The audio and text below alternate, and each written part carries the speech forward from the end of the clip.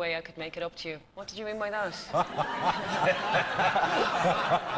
That's a fantastic question. I'm €20 glad you asked me that. That's been bothering me now. I don't know. I don't know. Do you want me to do a tap dance or a juggle or something? I don't know what I was going to do, but at that stage, it's just completely out of panic station. So the one person we haven't talked about so far in the potential winners is Jamie. What are your views on Jamie? What's he like to live with?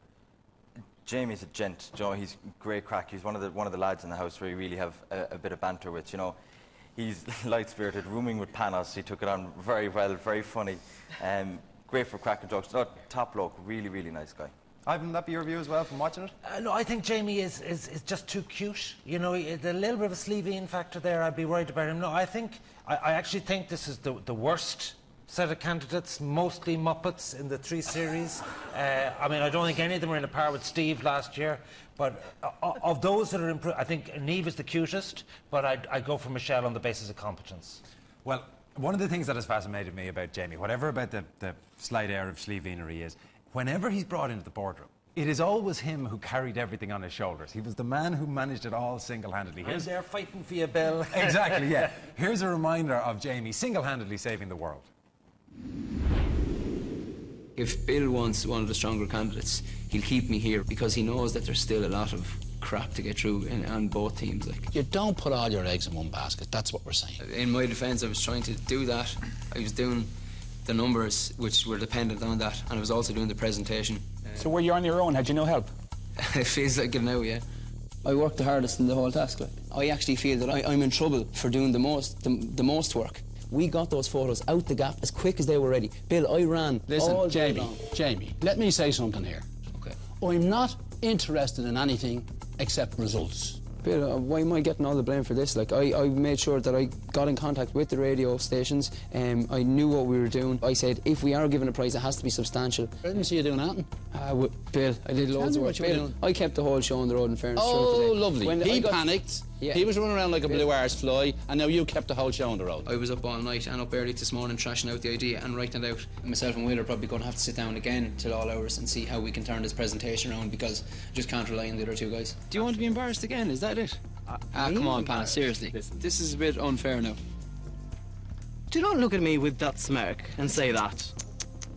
Why didn't Kira get the job as PM? I've lost too many tasks now, Bill, to put faith in someone that I didn't feel to get the job done. And I knew I was going to end up leading from within anyhow, and I think I just did just that because I'm fed up losing, to be honest. I don't like it. I think this week, you know, I stepped up on all fronts. If you're not performing at this stage, it's going to be very obvious. Every week we're joined, as you know, by Mairead Fleming, who is our expert in recruitment from Brightwater Recruitment. Mairead, give us your expert view on Jamie. At this stage, should we write him off, or is he still a contender? He really does think he's better than he is, doesn't he? However, I have to say at the beginning he was one to watch for me. He started out very well, he was a very strong team player, and also his presentation skills were excellent. You know, that 11-week calendar episode, he turned that round brilliantly. And I think he was PM that week too, and he did absolutely fine. Now, laterally, he hasn't really developed, and he's been disappointing over the past few weeks. His team sense of spirit has really diminished for me. I don't think he's as thick as a plank, as Bill said to him last week. However, I don't think we'll see him here until the end. Is there a slight element of delusion in the way that he talks? Because that thing of I have no weaknesses, and then all of the time saying it was me that saved the day. Oh, delusional, totally delusional. But fair play to him, the confidence, you have to admire it, don't you? Right, thank you very much, guys. One of the things with Jamie, Carol, you might have a view on this, his relationship with women, particularly with Kira, he either has the Kira style, let's have fights all of the time, or the Caroline style, let's have hand massages. Yeah, he's probably still a bit heartbroken since Caroline left, yeah, I think so. And was he too tough on Kira? Because he really does have a dislike. You can feel the dislike coming through the screen between him and Kira. Yeah, I think Kira lost her confidence very early on, and I think maybe he's kind of noticed that and playing a little bit on that. You could actually see her losing her confidence. You can actually see the moment. I think it was in the supermarket. She was putting chicken into the trolley, and then that was it. Yeah, you can slow motion. I can't understand how there isn't more boy meets girl action in the house. I mean, they're cooped up. They're at the age, you know, it's only a memory to me now, but the hormones are boiling up. Was there much one-on-one action, Dave? No, absolutely not. I mean, you come up here for a job interview as such, the job interview from hell, And you've got to keep your eyes on the prize and not the prizes that are around you. Like, I mean, it's... there's none of that going on. Neve? Did I fancy Neve? Yeah. No, I mean, I've got a beautiful girlfriend I'm up here for. Did I fancy Neve? No. Which one did you Well, fancy? Neve is... well, I mean, Panis looked fantastic this morning, like, in fairness. You know? But, coming out with his towel. But, no, I mean, like, you're up there with a goal in mind. I mean, if you're going in there to, I don't know, become a celebrity or try and hook up with someone in the house, then Big Brother's across the pond. No, I mean... Well, what about then Barry in that area? Because Barry, we had the 52 seconds of him touching thighs, and every time there is a woman within groping version, they get touched up. No, Barry's far too in love with himself to let anyone else complicate the relationship. With the sunglasses on the head, you know, he's twitching his earrings, and he is just such a poser. He's very charming, though. I think that females like him a lot in terms of any time you hear people talk about him, I think he has a great appeal. Again, I don't think I'd hire him, but I think from the point of view of good entertainment and somebody who's very likeable. Carol, does he have an appeal for you? Yeah, he's really lovely, and in the boardroom he'll defend the others, and he...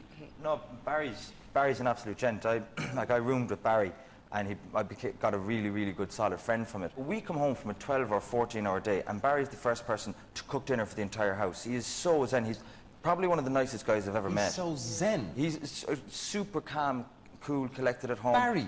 Absolutely. He's everybody's friend in the house. Nobody could say a bad word about him in the house, I'd say.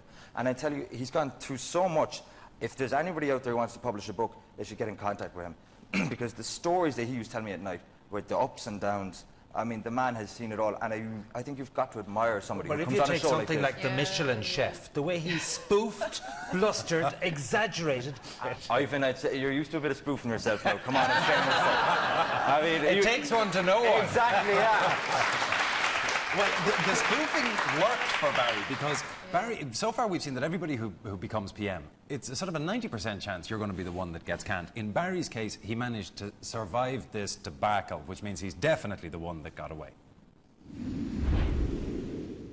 My background is I worked as a chef for many years, so I've worked in some Michelin star restaurants and stuff, so this is what we came up with. You're getting a Michelin star meal for a fiver.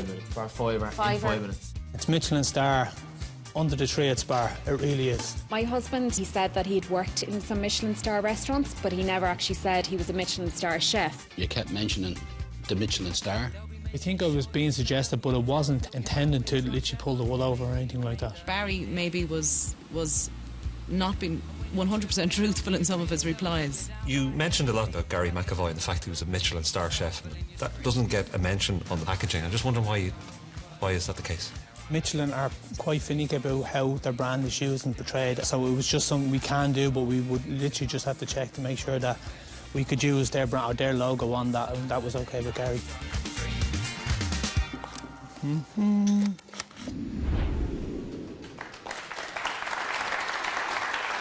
Suzanne, let me ask you, you were there at that presentation. Effectively what Barry is doing is, he is lying to Spar. Yes. He's saying you can market this using one of the biggest brand names in the world when you legally couldn't do it. Yeah. How is he still in the competition? Well, I think, again, it probably comes back to the fact that he's charming as well. Even though he was probably exaggerating and... Exaggerating? He said, Michelin have no problem with... Michelin would have a canary if you put it on. That was completely out of order. But like, they did have a great product. The product was absolutely fantastic. The oversell and the lies behind the Michelin chef bit was way over the top, and you know, from a Spar point of view, we just couldn't have run with something like that. Whatever about the untruths in it, no, let me change that. Whatever about the lies in the presentation that Barry did, Ivan, the presentation itself, was it any good? Well, I mean, the whole unique point about it was you saw the two guys in the aprons, complete dummies there, serving out this food. That wasn't the point. That was in a bain-marie. The food was secondary. The technology was you pulled this string, it warmed it up, so therefore you could have hot food on the go without going to a chipper. That was the unique part of it. And we never got that explained. What is the technology? Yeah. This is the unique part of it. And I just can't understand, week in, week out, the apprentices don't come along and interrogate the product or the procedure and say, what is the unique selling point of this that I want to get across? And be curious